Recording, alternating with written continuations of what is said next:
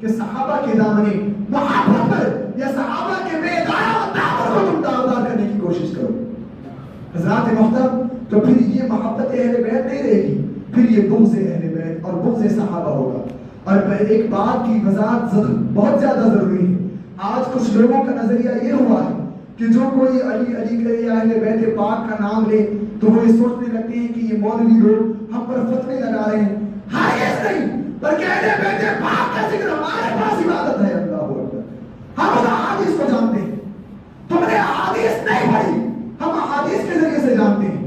فرمایا گیا النظر الی وجہ علی العبادہ، فرمایا علی کے چہرے کو دیکھنا عبادت ہے.